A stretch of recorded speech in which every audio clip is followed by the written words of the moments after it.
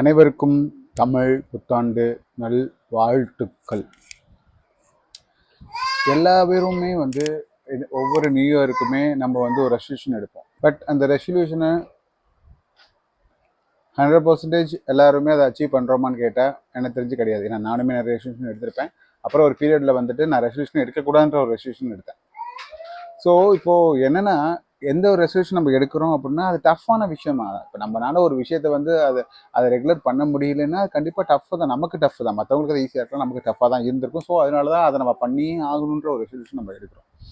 So அதை ஒரு நாள் 2 நாளில் நம்ம முடிவு பண்ணக்கூடாது. அது நடக்கலைன்னா நம்ம என்ன செய்யணும் அப்படின்னா கன்சிஸ்டண்ட்டாக. இப்போது ஒரு நியூ இயர்ன்றது இன்னைக்கு மட்டும் கிடையாதுங்க, இந்த வருஷம் அது ஸ்டார்ட் ஆகிருக்கு.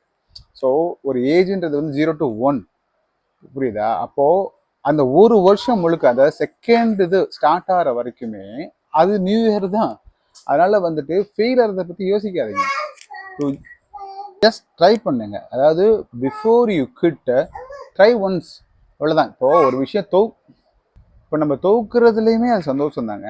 இப்போது எப்படின்னா, ஒரு கேமில் ஒரு நல்ல ஒரு ஆப்போசிட் பிளேயர் நல்லா விளாட்றான்னு வச்சுக்கோங்களேன். அப்போது ஜெயிக்கிற 2 பேருமே டஃப்பான ஒரு ஃபைட் இருக்குன்னு வச்சுக்கோங்களேன். அப்போ அது ஆட்டோமேட்டிக்காக என்ன ஆகும் அப்படின்னா, டஃப்ன்ற விஷயத்தை ஜெயிச்சவனே யோசிப்பான், நம்ம தோத்தது சாதாரண ஆள்கிட்ட தோக்கலை அப்படின்றது. டஃப் கொடுத்து நம்ம இருக்கணும். So that is what. நானுமே நிறைய ரெசல்யூஷன் எடுத்து ஃபெயில் ஆயிருக்கேன். இப்போயுமே சில விஷயங்கள் ஃபெயில் ஆகத்தான் செய்வேன். ஸோ இது எனக்கும் தான். நான் என்ன சொல்ல வரேன் அப்படின்னா, ஜஸ்ட் ஒரு சில இன்சிடென்ட்னால டக்குன்னு எல்லாத்தையுமே அதை ஓகே நம்மளால முடியாது அப்படின்னு நினைக்காதீங்க. Just think.